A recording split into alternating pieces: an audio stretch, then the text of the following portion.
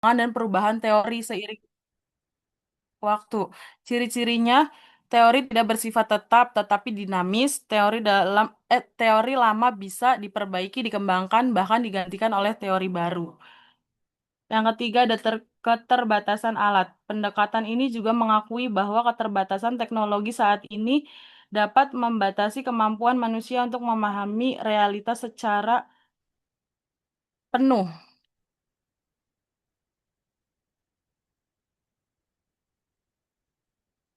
Next. Dampak ilmu terhadap masyarakat. Yang pertama ada inovasi teknologi. Kemajuan dalam sains menciptakan teknologi yang mengubah cara manusia bekerja, berkomunikasi, dan bertransportasi. Kedua, ketimpangan sosial. Perkembangan ilmiah dapat memperburuk kesenjangan sosial jika hanya dapat diakses oleh kelompok tertentu. Yang terakhir ada pengaruh perspektif budaya. Sains tidak hanya memengaruhi masyarakat, tetapi juga dipengaruhi oleh nilai-nilai dan ideologi budaya di mana penelitian dilakukan. Terima kasih. Kembalikan ke moderator. Baik, terima kasih. Nah, demikian pemaparan materi dari kelompok kami mengenai struktur dan metode ilmiah. Ini langsung pertanyaan, apa mau dilanjut kelompok presentasi selanjutnya?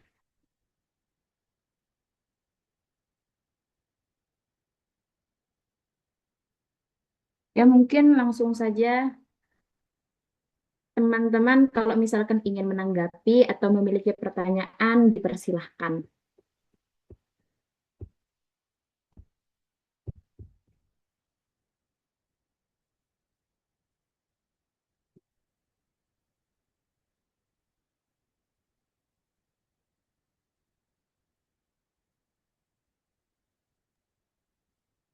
Silakan teman-teman, barangkali ada yang mau menanggapi atau mau menambahkan atau ada yang mau bertanya.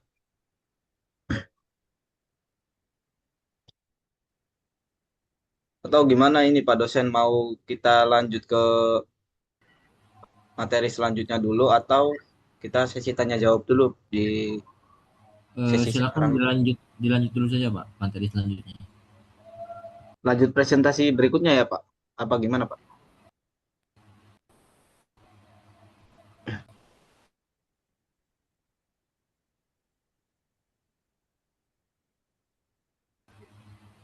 Silakan kelompok selanjutnya untuk presentasi.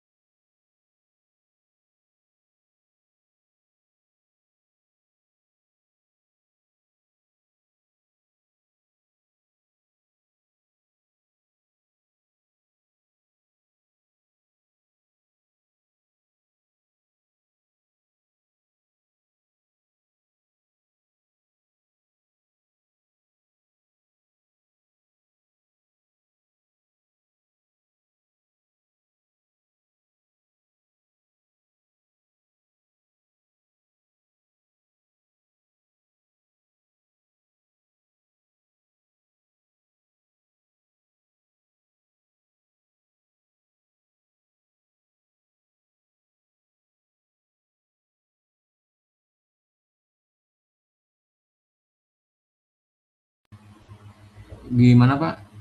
Sudah di Benar kan?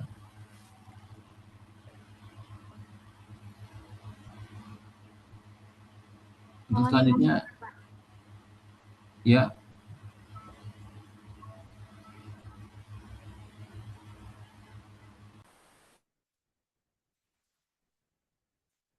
Sebentar saya live dulu. Mau ganti device.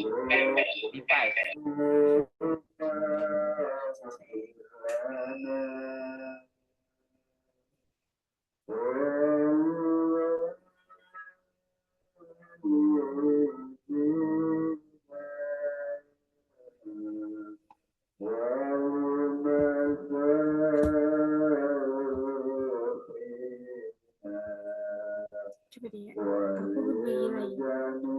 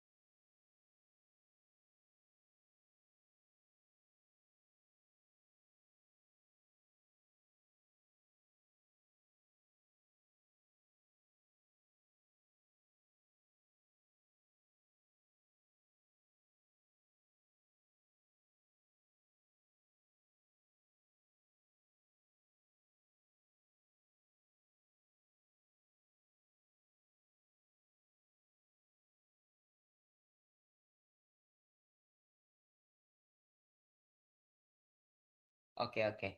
Terima kasih, Mbak.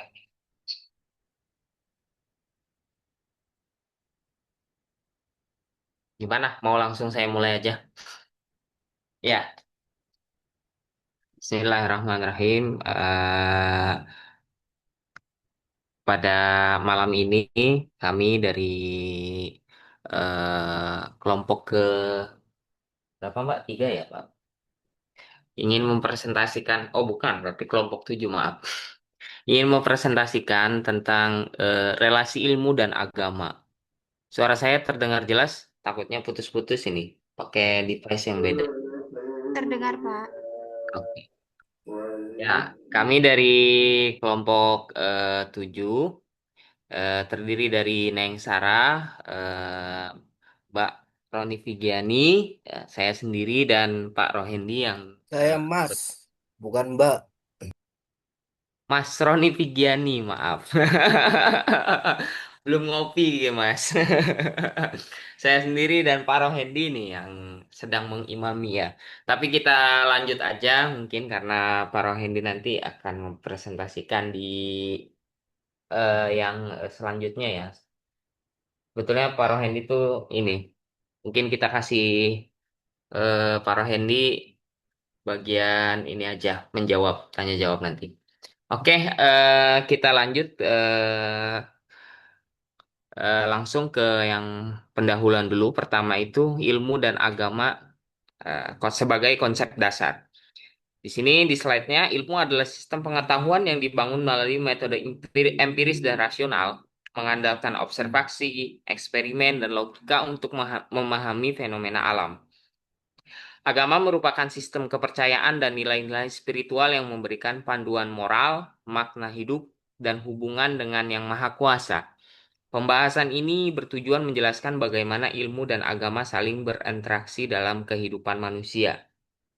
Jadi kalau kita lihat dalam agama, agama itu kan tidak hanya mengajarkan apa namanya terkait teosentris saja, akan tetapi antroposentris pun apa namanya kita pelajari begitu. Agama pun mengajarkan itu. Apa sih antropotensis itu sama teosentris itu apa sih? Antroposentris itu kalau dibahasakan dalam bahasa agama itu hablum minan nas. Adapun teosentris itu kalau dibahasakan dalam agama itu hablum minallah.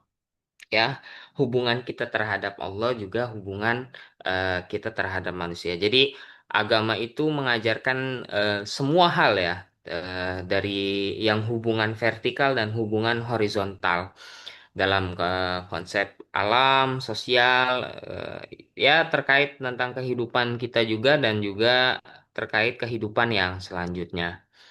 Ya, lanjut, Mbak. Ya. Nah, di sini ada titik-titik Oh, harmoni antara udah lewat relasi ya Mas ilmu Manap ya? dan ya Terima kasih sudah Mas saya Manap, sudah pegang lewat. Maaf, Pak. maaf ya. Iya, iya, iya. Gak apa-apa Silakan Pak. lanjut Mas Manap. Iya, terima kasih Mas Manap. Di sini kita akan melihat ya ada titik-titik harmoni antara relasi dan agama. Jadi antara kedua ini ya sebetulnya ini bisa dipisahkan, bisa menjadi satu kesatuan.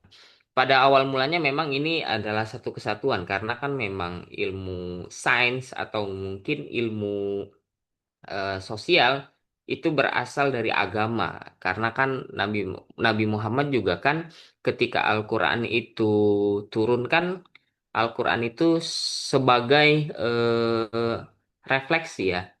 Jadi Al-Qur'an itu responsif, merespon keadaan sekitar lalu menurun apa turunlah ayat begitu untuk menjadi pedoman hidup Nabi begitu.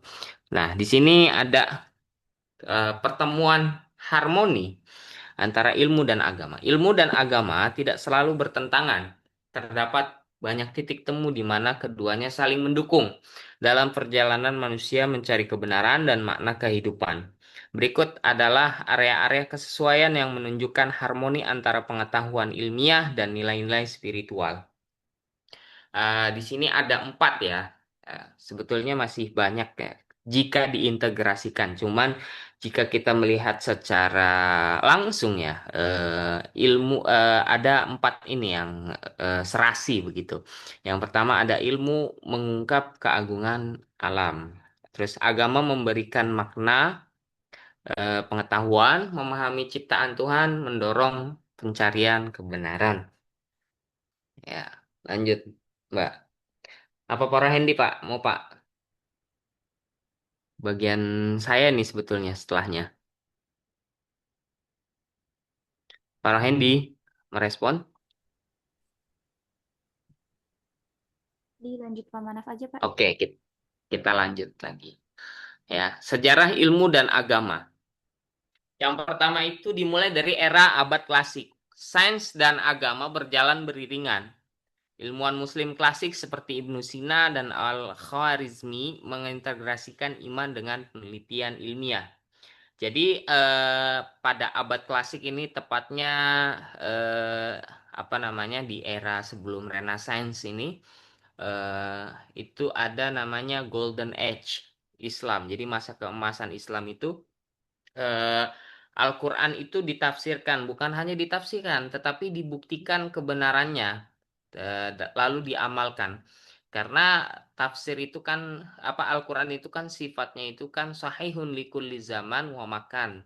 Jadi Al-Quran itu tetap relevan terhadap setiap zaman, setiap waktu, dan setiap tempat. Maka dari itu ayat-ayat Al-Quran di sini mulai dibedah kebenarannya, coba direlevansikan dalam kehidupan nyata gitu.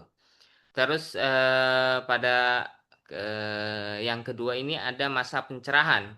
Pemisahan ilmu dan agama mulai kentara di Eropa. Rasionalisme dan empirisme berkembang sebagai metode utama pencarian kebenaran.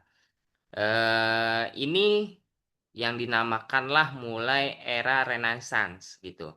Jadi ilmu agama itu mulai terpinggirkan karena pada dasarnya ya agama itu adalah sebuah ideologi. Ini saya bukan sebuah ideologi. Agama itu sebuah kalau kita lihat dari sisi hermeneutik, kemarin Pak Imat itu agama itu adalah sebuah mitos begitu. Terus juga agama itu hanyalah sebuah doktrin. Ya, pada awal mulanya memang kepercayaan kita dituntut untuk percaya dulu gitu. Nah, pada masa abad klasik itu kan mulailah pembuktian-pembuktian itu dilakukan. Barulah lanjut ke masa pencerahan ini mulai yang tadi agama, karena kan ketika sebelum masuk era Renaissance ini kan Golden Age, pada masa itu umat muslim kan dibakar perpustakaan kita. Jadi tafsir-tafsir atau pengaplikasian ayat-ayat Al-Quran, pembuktian ayat-ayat Al-Quran terhadap ilmu alam dan ilmu sosial juga itu hilang. Jadi di sini mulailah sebetulnya Barat mencari-cari begitu. Tapi ya begitu, mereka terlalu mengedepankan rasionalisme dan empirisme. Ini juga terlalu berat ya jika agama dituntut untuk kepercayaan begitu. Jadi filsafat rasionalisme juga filsafat eksistensialisme itu tujuannya menjawab atau menyingkirkan agama, karena pada masa itu kolonialisme yang terkuat itu dari agama. Jadi orang menjajah itu dengan atas nama agama. Kristen ini ya, bukan Islam gitu. Terus kita lanjut lagi ke era modern. Munculnya perdebatan sekaligus dialog antara ilmu dan agama. Berbagai perspektif berkembang untuk memahami relasi keduanya. Nah, ketika empirisme dijadikan tolak ukur dalam sebuah kebenaran, ketika rasionalisme dijadikan suatu standar dalam keilmuan, maka ada reduksi atau penghilangan nilai dalam ilmu itu sendiri begitu. Jadi tujuan Barat ini memang ingin menjadikan semua ilmu itu objektif atau value free, bebas nilai. Jadi tidak berpihak terhadap agama, tidak berpihak terhadap keyakinan-keyakinan yang lain, tetapi memang tujuannya ilmu ya untuk ilmu begitu. Jadi ilmu itu yang membenarkan ilmu sendiri. Ya, seperti saya jelaskan kemarin pada teori kebenaran itu, memang pada awal mulanya itu teori kebenaran itu muncul dari subjektivitas. Jadi subjektif masing-masing. Maka dinamakan adalah kebenaran subjektif. Baru kebenaran yang disepakati oleh beberapa orang itu adalah kebenaran intersubjektif. Lanjut lagi, baru kebenaran objektif gitu. Kebenaran yang memang sudah tidak usah diakui lagi, memang sudah benar. Jadi sudah diakui begitu. Jadi awal mulanya dari satu orang, dia berhasil mempertahankan teori kebenaran tersebut, maka orang lain juga mengakui dan menguji teori kebenaran yang disampaikan oleh salah satu orang tadi, maka setelah itu ilmu tersebut menjadi suatu yang objektif gitu, bebas nilai, tidak berpihak kepada siapapun. Baru yang terakhir ada era menuju dialog kontemporer. Upaya membangun jembatan, pemahaman terus berlanjut, para ilmuwan dan teolog mencari titik temu untuk harmoni pengetahuan. Nah, disinilah eh, terjadi apa namanya ya, perubahan besar-besaran terhadap ilmu Barat yang terkenal positif gitu atau objektif. Karena ketika ilmu sudah menjadi benar untuk ilmu itu sendiri, maka hilanglah nilai-nilai atau nilai manusia tadi itu direduksi atau dirubah menjadi suatu hal yang objektif. Padahal kan nilai-nilai itu ya tidak bisa objektif, nilai-nilai itu ya subjektif. Dan tujuan kita itu mau ke arah mana? Karena kan jika ada agama, tujuan kita ya jelas akhirat begitu. Jika kita tidak ada agama ya tujuan kita jelas dunia begitu. Jadi apa namanya? Di era kontemporer ini muncullah teori-teori atau tujuan-tujuan keilmuan yang mengarah kepada ketuhanan ini, transenden. Jadi tidak hanya berpihak kepada manusia, akan tetapi bertujuan kepada Tuhan gitu. Jadi tujuan dari kita mempelajari ilmu atau tujuan kita dari apa namanya memahami keilmuan itu diarahkan ke Tuhan. Ya, seperti itu. Lanjut, Mbak.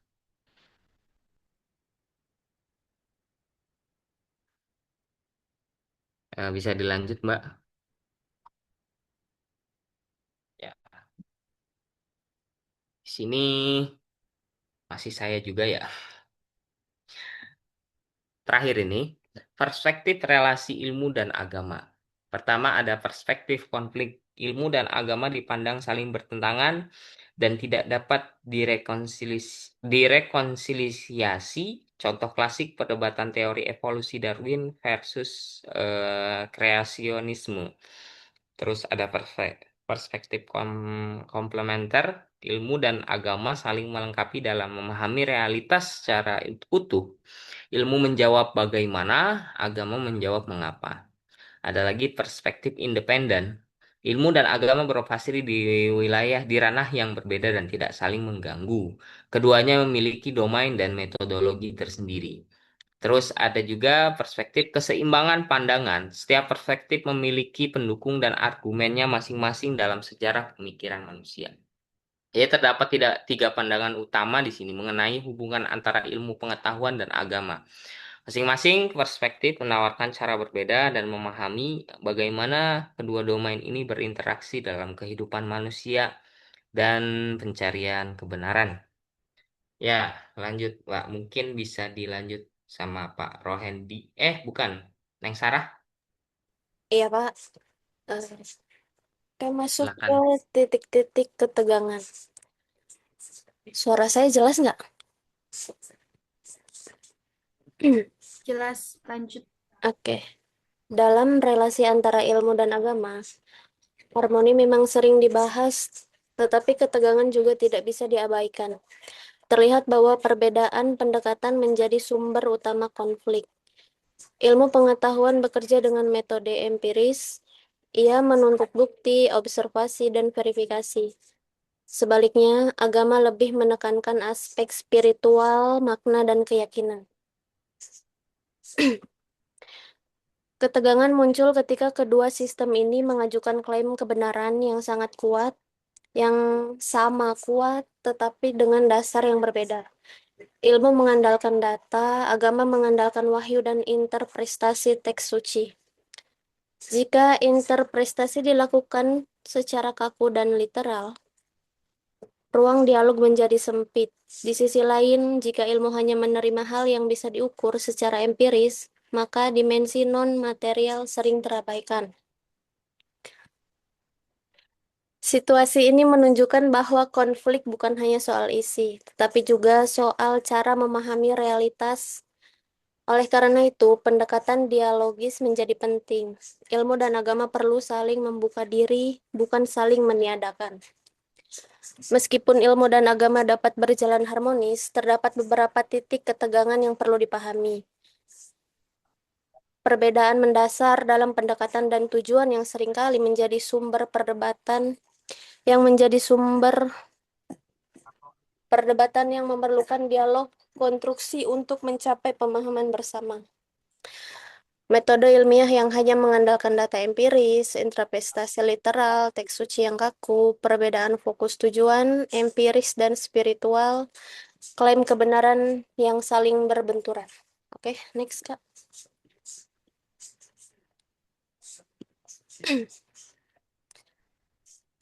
Contoh kasusnya adalah evolusi dan kepercayaan. Teori evolusi Darwin telah menjadi salah satu titik perdebatan utama antara ilmu dan agama. Beberapa komunitas keagamaan menolak teori ini karena dianggap bertentangan dengan narasi penciptaan dalam kitab suci. Sementara itu, komunitas lain berhasil mengintegrasikan evolusi sebagai mekanisme yang digunakan Tuhan dalam proses penciptaan. Pendekatan integratif ini menunjukkan bahwa dialog konstruktif antara ilmu dan agama tetap memungkinkan ketika kedua pihak bersikap terbuka. Selanjutnya dibacakan oleh Pak Roni.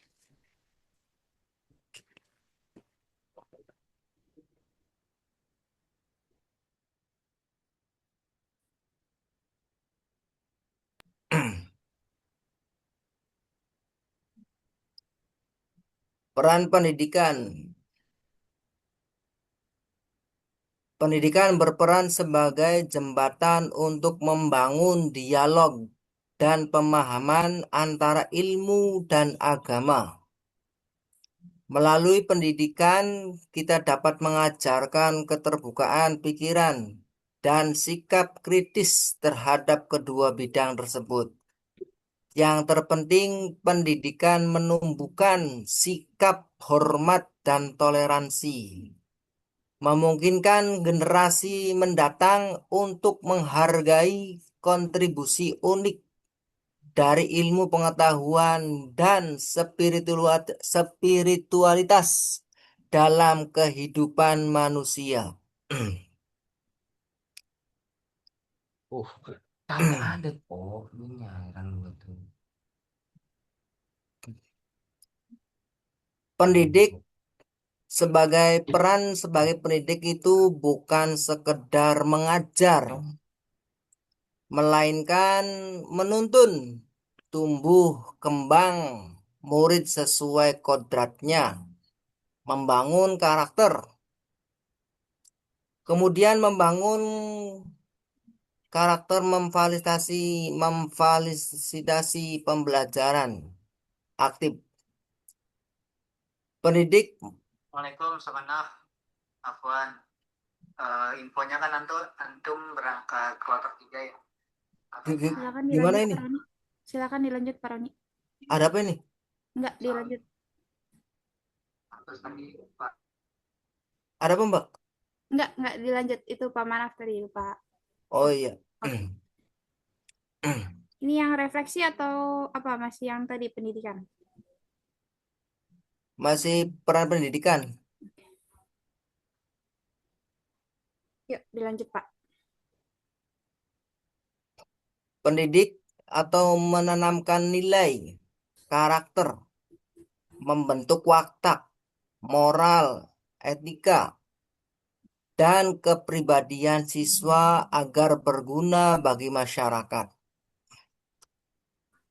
Memang berat menjadi pendidik itu, karena tugasnya Masya Allah seperti Pak dosen, Bu dosen, itu beliau-beliau mengajarkan bukan hanya ilmunya saja, akan tetapi membentuk watak, moral, dan etika kita supaya lebih baik dan berakhlakul karimah. Ya, slide Ih,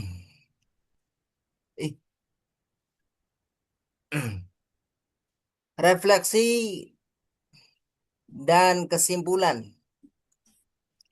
Ilmu tanpa agama adalah pincang. Agama tanpa ilmu adalah buta. Albert Einstein. Kutipan ini mengajak kita merenungkan bahwa ilmu dan agama bukanlah dua entitas yang harus dipertentangkan, melainkan dua sisi yang saling melengkapi dalam perjalanan manusia mencari kebenaran dan makna kehidupan. Keseimbangan antara pengetahuan empiris dan nilai-nilai spiritual adalah kunci untuk membangun peradaban yang bijaksana, bermakna, dan berkeadilan.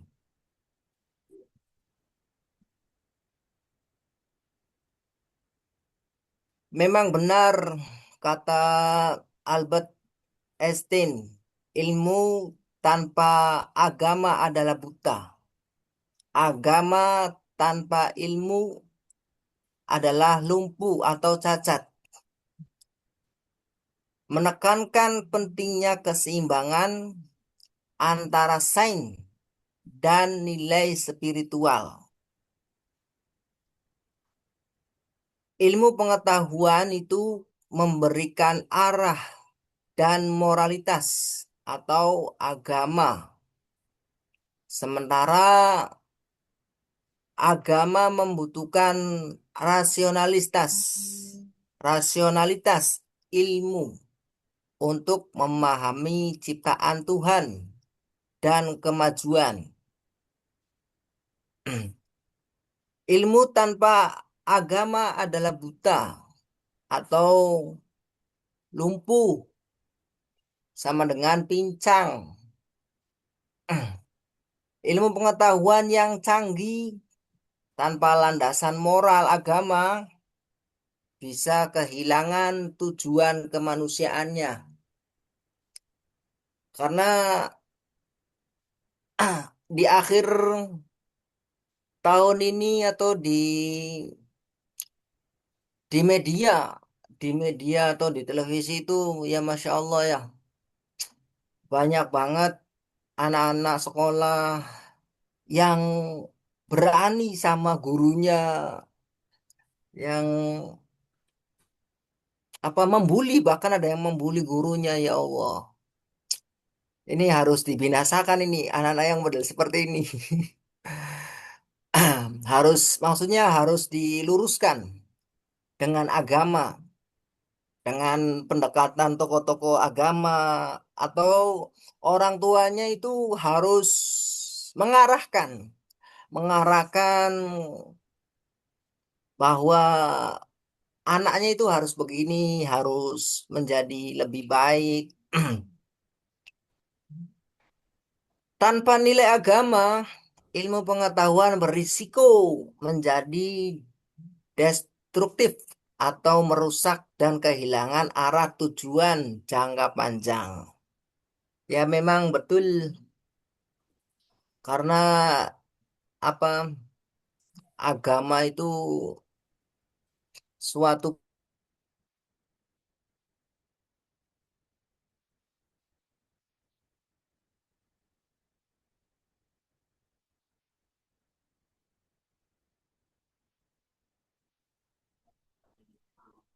Kenapa Pak? Terputus tak Pak?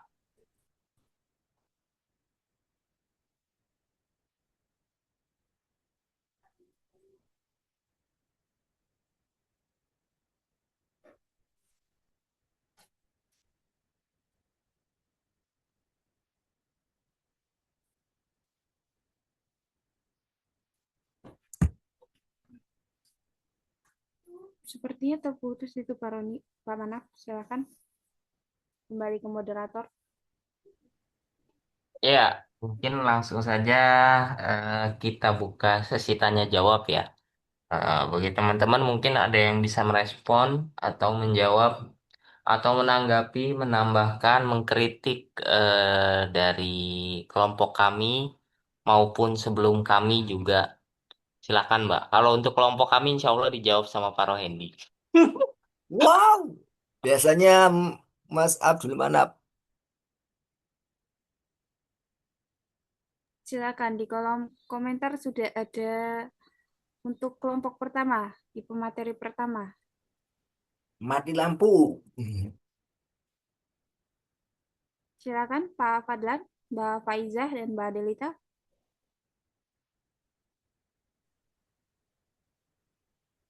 Baik, untuk pertanyaan yang sudah ada di obrolan ini dari Pak Dadan. Pertanyaannya, jelaskan maksud dari pendapat fisikawan Albert Einstein, science without religion is nothing. Nah, untuk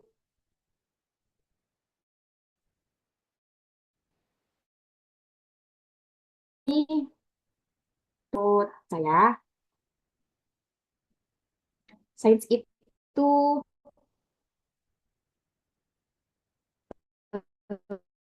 apa ya? Sains itu luar biasa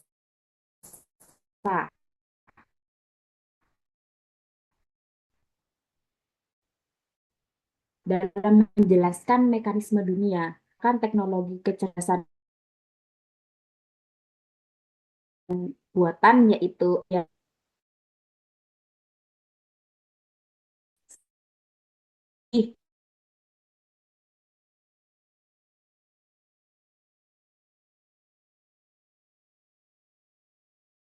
nilai kemanusiaan yang seringkali bersumber dari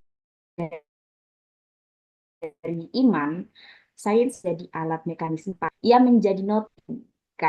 Mungkin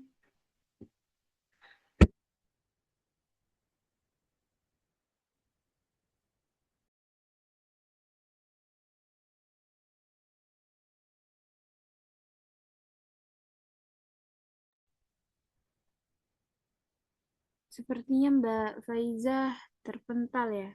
Mungkin bisa dijawab oleh Pak Fadlan atau Mbak Adelita. Boleh saya, Mbak? Oke, silakan.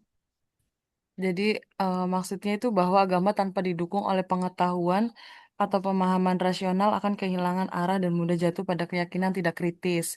Jadi agama itu pada dasarnya memberikan nilai, makna hidup, dan pedoman moral. Jika agama dipraktikkan tanpa disertai pemikiran ilmiah atau rasionalitas, itu pemahaman bisa menjadi sempit atau dogmatis. Yang kedua, sulit membedakan antara kebenaran dan interpretasi yang keliru, berpotensi menolak fakta atau perkembangan ilmu pengetahuan.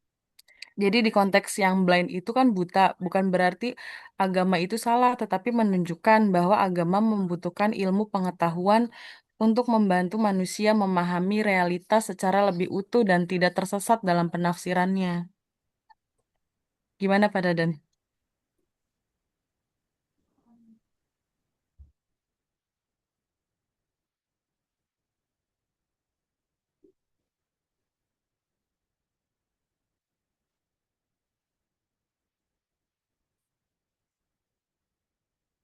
Bagaimana Pak Dadan? Apakah sudah cukup dari jawaban Mbak Adelita? Ya, saya kira mungkin nanti bisa dilengkapi lah oleh dosen. Untuk sementara jawabannya cukup dilanjut. Oke. Ya, baik, ada pertanyaannya yang kedua dari Mbak Tiatul Maula ya. Pertanyaannya, bagaimana cara menentukan hipotesis dan apakah kalau hipotesis itu tidak sesuai dengan riset, apa harus mengulangi penelitian lagi? Jadi di sini mungkin ya untuk cara menentukan hipotesis itu kan ada langkah-langkahnya ya. Mungkin yang pertama kita harus menentukan masalah penelitian dulu, mulai dari pertanyaannya apa yang ingin diteliti dan fenomena apa yang belum jelas. Jadi contohnya, apakah penggunaan media digital mempengaruhi hasil belajar siswa? Yang seperti dulu pernah dijelaskan itu ya. Jadi eh, dalam media digital itu kita kan biasanya sekarang sudah sering ya melihat di sekolah-sekolah itu, contohnya seperti yang kemarin baru dilaksanakan itu kayak AMBK lah. Nah, itu mungkin bisa jadi salah satu langkah untuk penelitian. Terus yang kedua mungkin ada kaji teori atau penelitian sebelumnya. Jadi kita harus cari dulu pendapat para ahli, lalu hasil penelitian yang terlebih dahulu. Jadi tujuannya agar hipotesis punya dasar ilmiah, bukan sekedar opini. Kemudian kita harus bisa menentukan variabelnya. Biasanya ada dua. Yang pertama ada variabel yang bebas, yang kedua ada variabel yang terikat. Kemudian eh, kita harus merumuskan hubungan antar variabel. Jadi hipotesis itu harus menyatakan hubungan. Contohnya ada pengaruhnya, ada hubungannya, dan ada perbedaannya. Contoh terdapat pengaruh penggunaan media digital terhadap hasil belajar siswa. Lalu pastikan hipotesis itu dapat diuji. Ciri-ciri hipotesis yang baik itu biasanya kita yang jelas ya dan spesifik. Lalu bisa diuji dengan data logis dan masuk akal. Jadi jangan yang asal datanya gitulah. Kita harus mencari data yang akurat. Kan di situ pertanyaannya dari Mbak Tiatul Maula itu, apakah kalau hipotesis itu tidak sesuai dengan riset, apa harus mengulangi lagi? Ya mungkin kalau hipotesis itu tidak sesuai ya jawabannya tidak harus mengulangi penelitian. Jadi dalam penelitian ilmiah itu hipotesis ditolak itu hal yang normal dan tetap bernilai ilmiah. Jadi kalau hipotesis ditolak itu bukan berarti gagal. Artinya dugaan yang awal itu tidak terbukti, tapi kita justru menemukan fakta yang baru, gitu loh.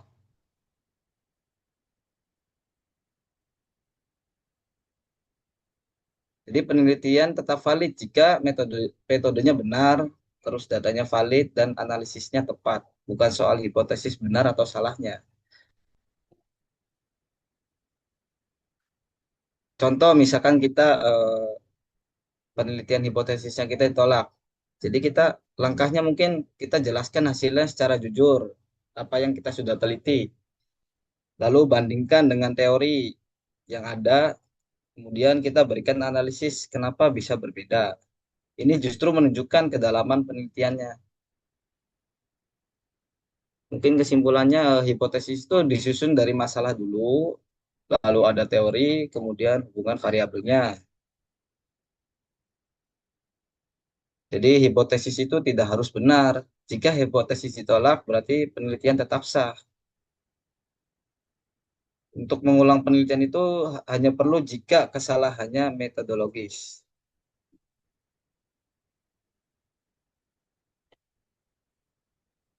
Mungkin itu jawabannya ya Mbak Tiatul tadi ya, Tiatul Maula. Gimana jawabannya? Sudah cukup atau? Oh ya, baik, terima kasih.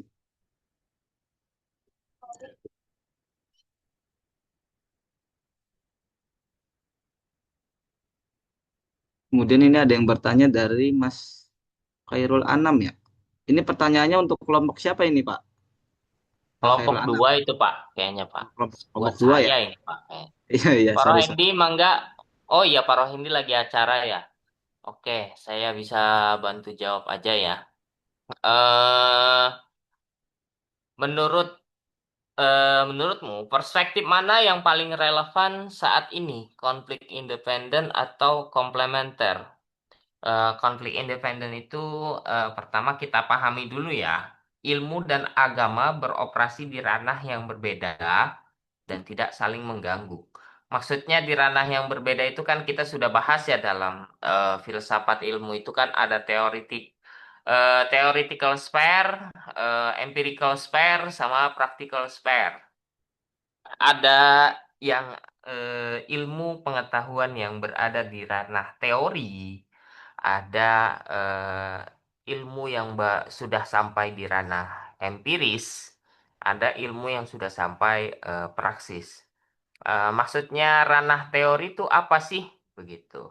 Ranah teori itu ya sekedar teori, sekedar pembacaan. Misalkan 1 tambah 1 sama dengan 2, begitu. 2 tambah 2 sama dengan 4, begitu. Nah, itu kan ranahnya sudah di teori, begitu. Misalkan saya mempunyai 1 apel, terus Anam, Mas Anam punya 1 apel, kita bareng-bareng apa namanya kita jadiin 2 apel ini kita jadiin nih satu apel kita gabungin jadinya 2 apel seperti itu Pak. Itu kan ranahnya teori begitu Pak. Ya saya apa namanya mencontohkan atau menganalogikannya seperti itu. Itu kan baru teori saja. Kita bayangkan ya. Secara teori betul kan Pak? Saya punya 1 apel, Pak Anam punya 1 apel, kita gabungin nih apel kita nih. Jadinya 2 apel. Ya, seperti itu Pak teori gitu. Kita mikirnya seperti itu. Juga Bapak punya apa namanya 1 kambing, saya punya 1 kambing begitu. Terus kita rawat bareng-bareng, kita gabungin di 1 kandang gitu. Secara teori kan ya kambing kita jadinya ada 2 begitu dalam 1 kandang gitu. Nah, barulah masuk ke alam empiris. Apakah betul ketika kambing saya dan kambing Pak Anam begitu disatukan di dalam kandang itu tetap terus-menerus menjadi 2 kambing? Enggak kan? Kambing itu akhirnya kan beranak pinak. Oh, ternyata secara teori salah begitu. Secara teori salah, ternyata apa namanya 2 kambing tadi beranak pinak begitu, menikah beranak pinak. Nah, di situ kan sudah menjadi turun ke ranah empiris karena sudah dibuktikan bahwasannya jika kambing Pak Anam dan kambing saya itu dijadikan 1 kandang ya menjadi 2 kambing aja begitu. Tapi secara empirisnya ketika dilihat, oh enggak, banyak anak-anaknya begitu, malah beranak pinak. Nah, orang juga kan melihatnya secara teori begitu. Secara teori maksudnya ya hanya omongan saja begitu yang hanya ada di pikiran begitu. Oh iya, 1 tambah 1 ya sama dengan 2 kan teorinya seperti itu. Gitu. Teori di mana-mana juga seperti itu. Tapi kan pada kenyataannya kambing kita apa namanya beranak pinak begitu. Nah, baru adalah namanya praksis atau praktikal. Ketika kita sudah amalkan hal tersebut begitu. Misalkan yang empiris sudah tahu begitu ketika kambingnya Pak Anam dan kambing saya itu disatukan menjadi 1 kandang begitu. Ternyata bukan 2 jadinya, bukan 2 kambing jadinya. Jadinya jadi 5 kambing karena 2 kambing ini beranak 3 kambing gitu. Jadinya kan 5 kambing. Nah, siapa namanya Pak Padlan misalkan melihat begitu, Pak Manaf sama Pak Anam ini begitu. Dia satuin kambingnya ya. Pak Anam punya 1 kambing, Pak Manaf punya 1 kambing, pas disatuin kambingnya jadi 1 kandang, jadinya 5 kambing begitu. Nah, Pak Padlan tuh melihat kayak gitu tuh.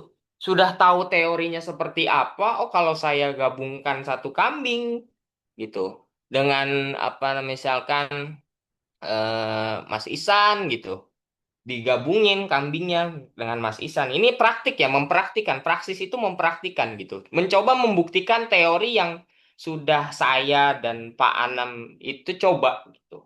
Jadi menguji gitu.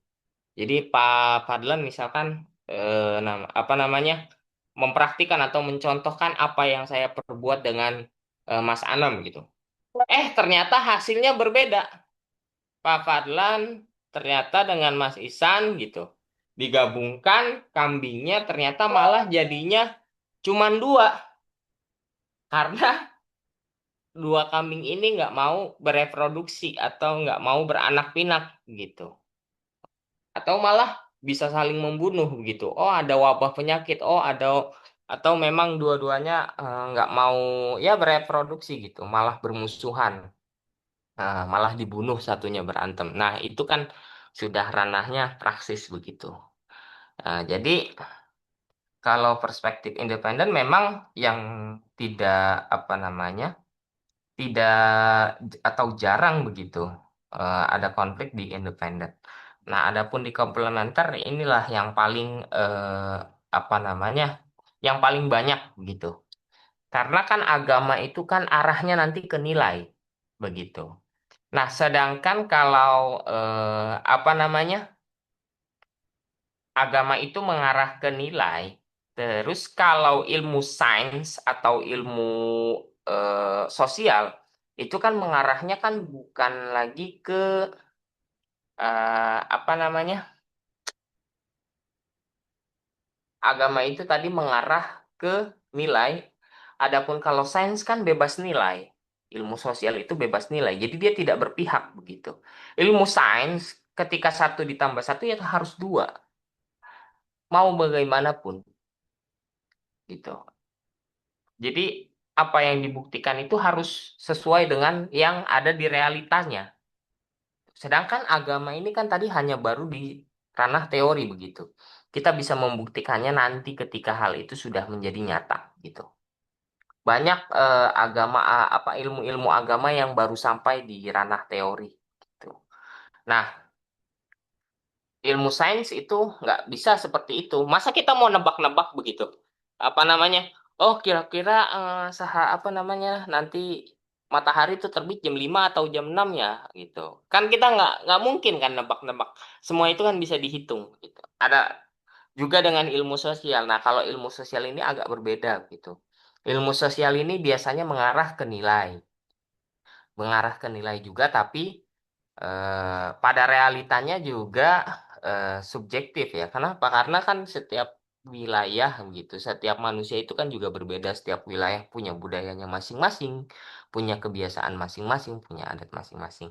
Ya mungkin itu ya Pak Anam ya. Yang paling apa namanya sering bergesekan itu dalam perspektif komplementer karena agama di sini mengarahnya ke nilai, adapun realitanya itu apa namanya? Realitasnya itu biasanya tidak sesuai dengan adat atau istiadat di daerah masing-masing. Begitu. Barangkali ada yang menambahkan? Ini menambahkan ini saja ini kalau sempat nih. Pertanyaan yang selanjutnya nih. Terdengar nggak di suara saya nih? Wah, terdengar jelas Pak Hendy. Iya. Kan izin bertanya untuk kelompok relasi ilmu dan agama dulu pada masa pandemi COVID-19 terdapat sebagian kelompok yang lebih percaya pada pendekatan agama dibandingkan sains. Misalnya menolak vaksin. Lalu bagaimana seharusnya relasi ideal antara ilmu dan agama dalam situasi krisis seperti ini ya? Izin mencoba menjawab ya, nanti silakan yang teman-teman melengkapi terkait tentang jawaban saya. Pertama, ilmu dan agama itu sebenarnya tidak ada ya kan tumpang tindih. Sebenarnya yang jadi masalah adalah interpretasi seseorang terhadap agama. Memang lahirlah aliran-aliran dalam Islam itu kan seperti ada Jabariyah dan Qadariyah, ya kan. Ada orang yang selalu mengandalkan terkait tentang usaha, yang kedua ada juga yang mengandalkan terkait tentang semuanya takdir. Tapi ada kisah menarik tatkala waktu itu di zaman Khalifah Umar bin Khattab terjangkit penyakit taun, dari penyakit yang cepat menular. Maka ada dialog menarik sahabat mulia yang semuanya dijamin surga.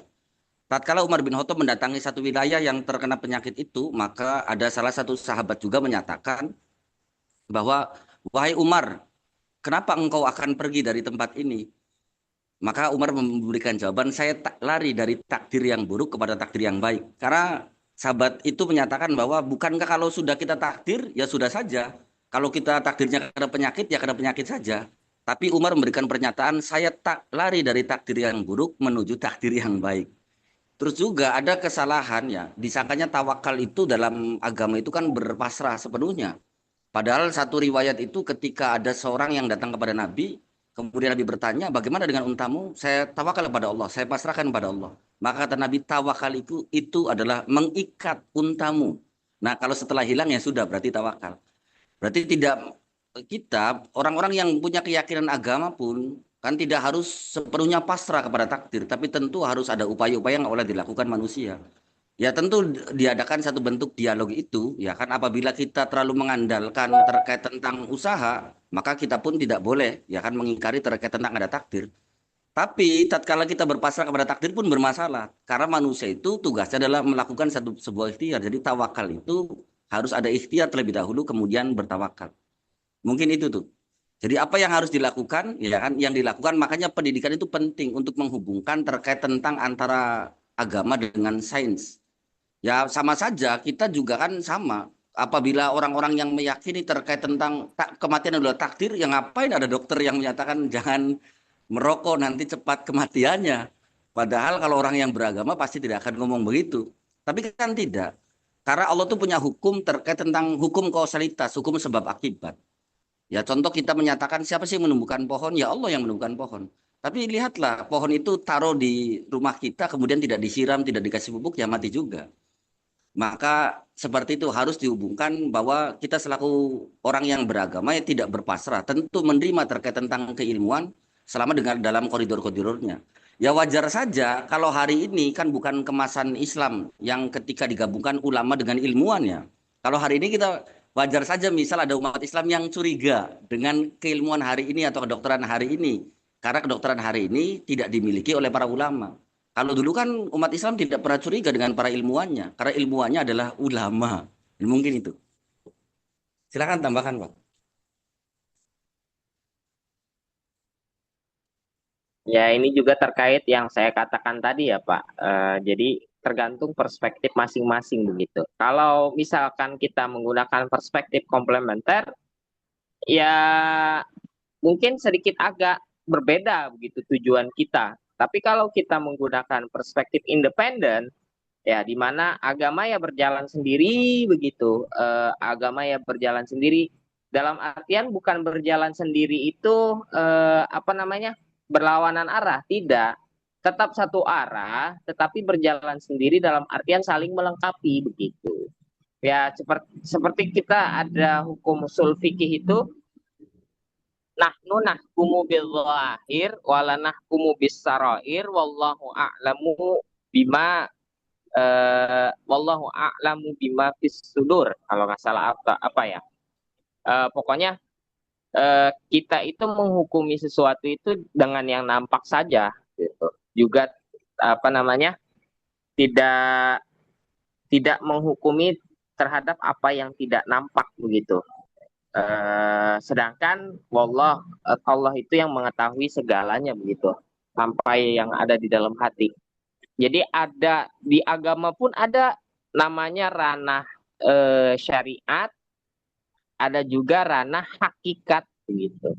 Seperti kita lihat Nabi Khidir gitu. Nabi Khidir ketika membunuh anak kecil pada ranah syariat, apakah Nabi Khidir berdosa? Berdosa jelas. Adapun pada ranah hakikat, makanya kan ketika Nabi Musa dengan Nabi Khidir bertemu ini kan karena ranah pengetahuannya Nabi Musa yaitu syariat begitu. Jadi kalau kita lihat di ilmu apa namanya? Ilmu yang sekarang itu kan ranahnya Nabi Musa itu sudah sampai ke praksis gitu. Jadi ketika membunuh orang ya itu salah, orang itu mati begitu. Salah. Tapi kan secara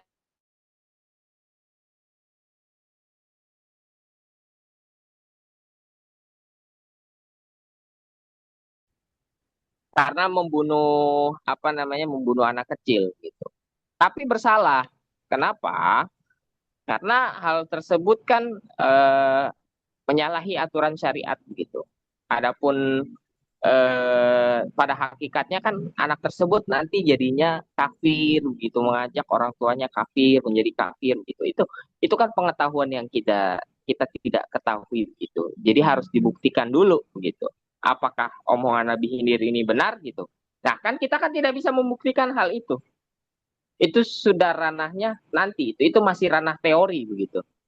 Nabi Khidir berteori, Nabi Musa juga berteori gitu. Tapi nyatanya pada ranah empirisnya yang betul adalah Nabi Musa yang membunuh itu ya salah, berdosa begitu.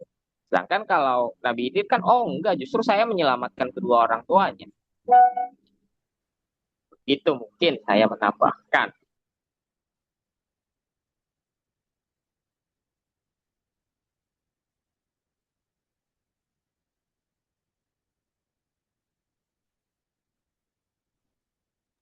Silakan Pak dosen, menanggapi Pak dosen.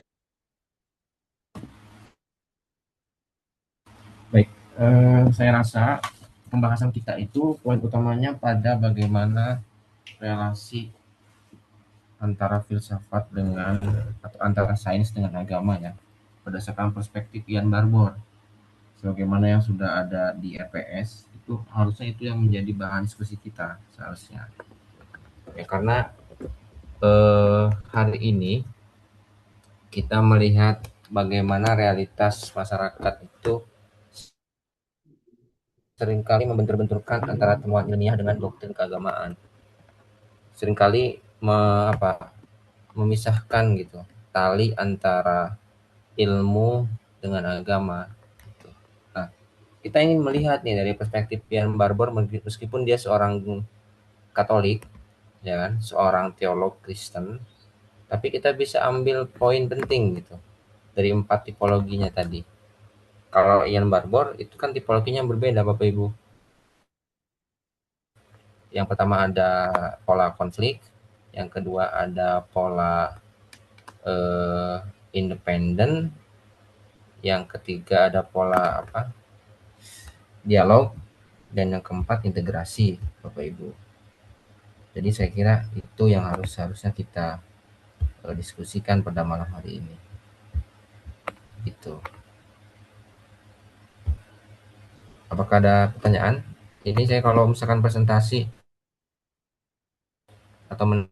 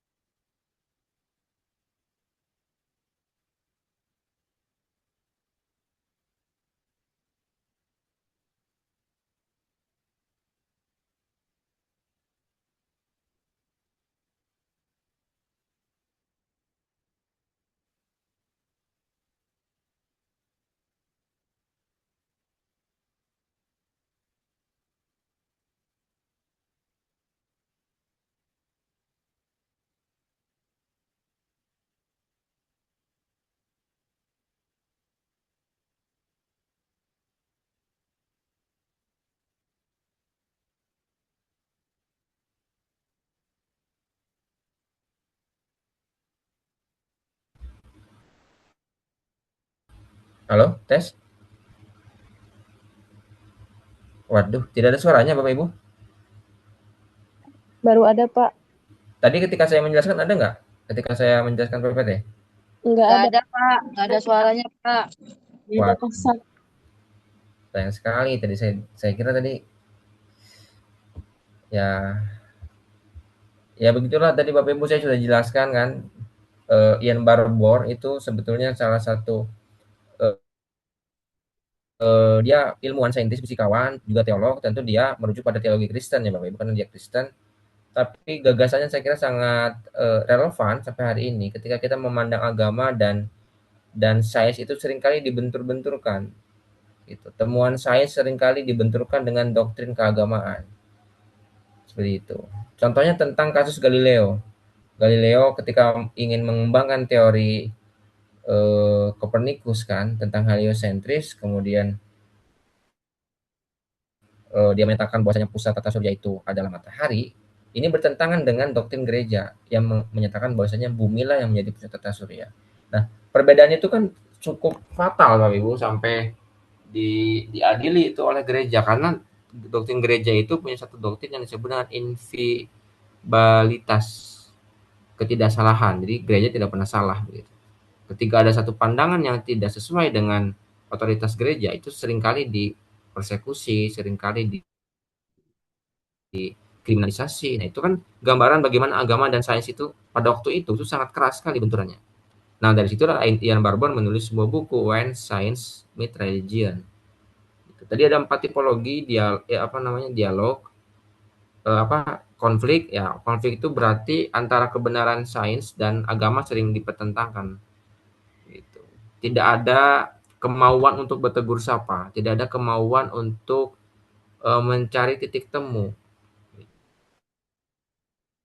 dalam mengkaji realitas yang sama sebetulnya. Tadi kalau misalkan agama filsafat itu kan dikatakan terlalu ideologisasi. Sebetulnya sains sendiri pun itu punya satu penyakit Bapak Ibu yang disebut dengan saintisme. Kalau agama kan terkenal dengan fideisme. Kalau sains itu terkenal dengan satu penyakit yang disebut dengan saintisme. Bukan sains itu kan berupaya menemukan kebenaran, tapi kalau saintisme itu sudah merasa benar gitu. Nah, kurang lebih begitu penyakit sains itu saintisme. Nah, tentu kalau kita bicara agama, dalam hal ini wahyu, itu kita tidak mungkin menegasikan satu kebenaran pun di dalamnya karena kita meyakini tidak kebenaran Al-Qur'an itu ya kebenaran yang mutlak atau kebenaran yang benar. Cuman terkadang kita belum bisa membedakan antara agama dengan pemikiran keagamaan, antara agama dengan pandangan keagamaan.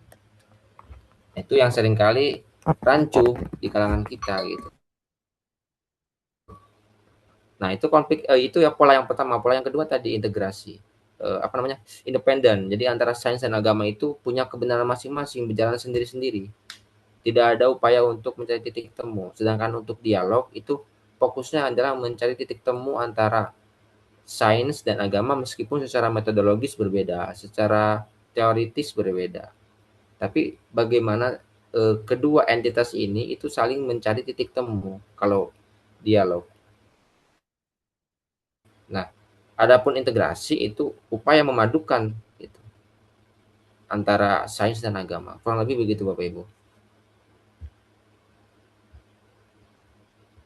Ini bukunya Bapak barangkali ada yang ini saya kirim Bapak Ibu tentang When Science Meet Religion. Ada pertanyaan Bapak Ibu? Atau sudah ada dosen? Tadi kayaknya ada yang angkat tangan tadi. Ada pertanyaan?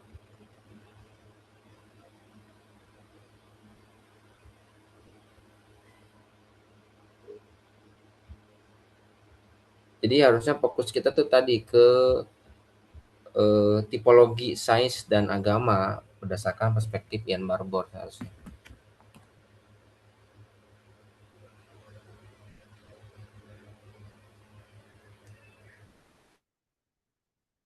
Ada yang mau ditanyakan?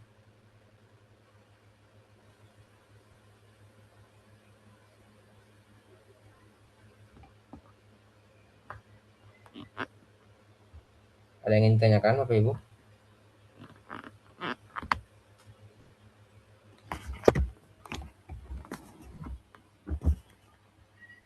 Tidak ada?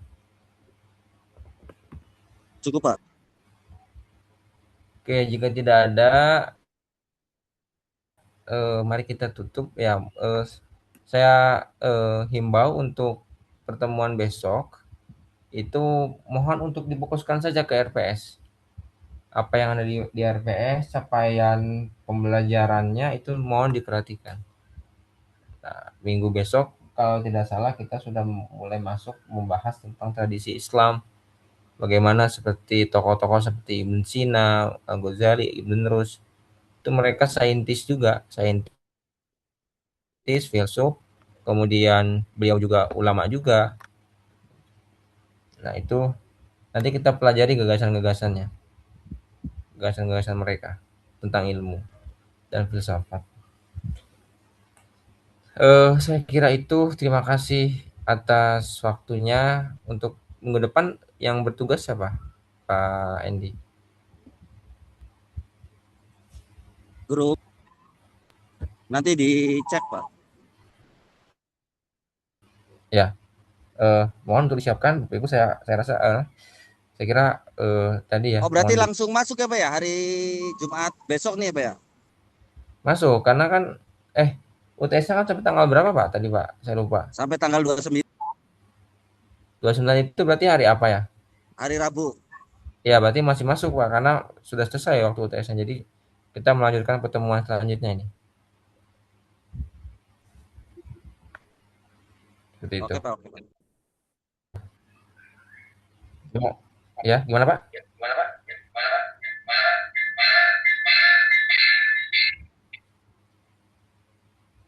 Iya, gimana?